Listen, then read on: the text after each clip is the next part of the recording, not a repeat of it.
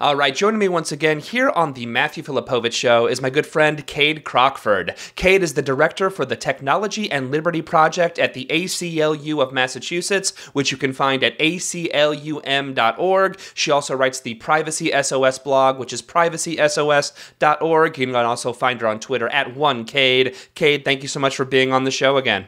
Thanks for having me. All right, so Kade, many times before on the show, we've talked about license plate readers and how that's spreading all over the country, and it's a really, really frightening way that that different levels of the government are tracking people. You actually had a post recently at Privacy SOS on a incident of a license plate reader case that went horribly wrong in San Francisco. Tell us what happened.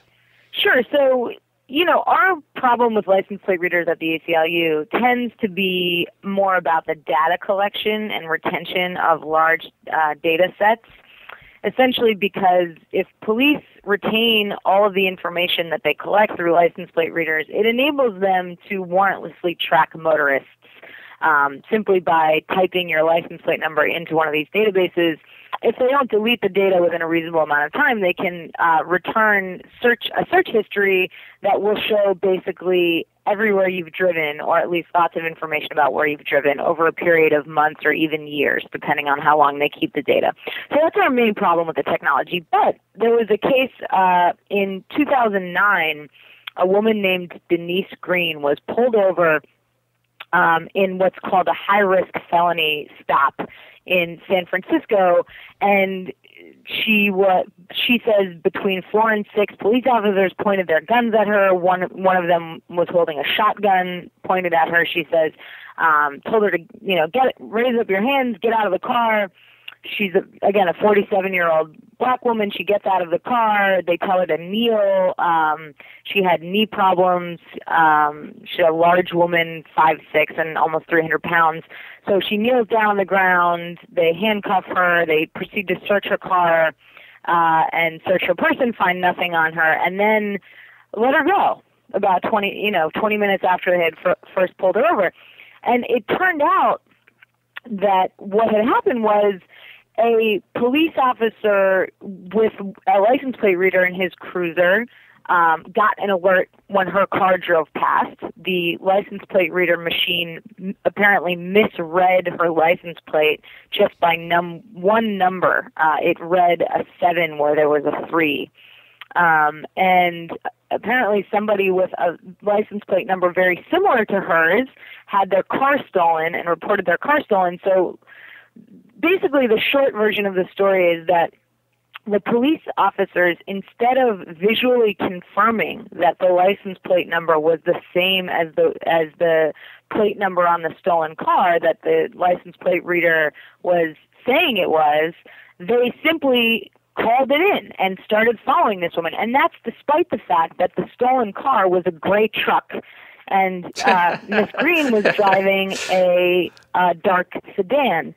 So, I mean, that was initially alarming to me. But, of course, somebody could take the plates off of a stolen car and put them on another car, so that's not completely out of the range of possibility. But what's so disturbing about the case is that it seems like because police were using this high-tech surveillance technology, they simply didn't bother to use their brains, really, and their eyes and ears to check and make sure that the information that they were being fed through this computer system was accurate. And it could have, this series of events could have ended very, very badly for Miss Green. It was obviously traumatic, the experience of being pulled over by multiple squad cars and having police point guns at you and shout that you have to get out of your car. That's clearly a really scary thing to happen. She could have been shot. So it could have ended way worse. It raises for me an issue that we're going to be dealing with a lot more as technology, high-tech surveillance tools and data mining algorithms are incorporated more and more into everyday policing. This is going to be a real issue. The question is, first of all, where does the buck stop? Who's responsible ultimately, the police officer or the computer for making a mistake?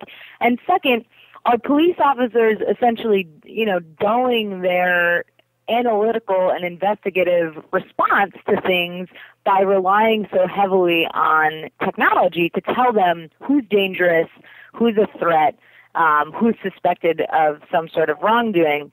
And if you think about, for example, 10 or 15 years from now, when every police officer wears some sort of Google Glass style goggles that have all sorts of built-in technologies, including face recognition, this is going to be a real issue. A cop's walking down the street scanning faces in a crowd looking for people who have outstanding warrants.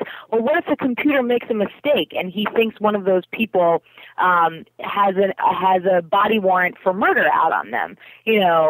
What kind of potentially very violent interactions are going to result from that sort of technological glitch in the system, basically. And so, well, anyway, I mean, just this woman in general, like, again, she got a very violent reaction for supposedly a stolen car. Mm-hmm. Imagine a murderer. I think right. I think the police the reaction that they had pointing a shotgun at this woman is probably over the top. It is definitely over the top. But again, and that's just for a stolen car. Imagine, like you said, someone who they think is a potential murder suspect. Yeah, exactly. So, as technology is, again, integrated more and more into everyday policing, we're going to be seeing a lot more of these questions. So essentially, the reason that we know about what happened to Miss Green is because she filed a lawsuit against the city and against the police officer who pulled her over, basically saying that the police didn't have reasonable suspicion to stop her because they had made this mistake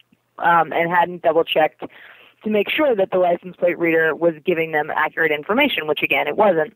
And her case was thrown out of district court, but she appealed to the Ninth Circuit Court of Appeals, and just this week, a three-judge panel reversed the lower court decision and reinstated her lawsuit, which is great because it's not simply that Miss Green might get some financial, compensation for the trauma that she endured.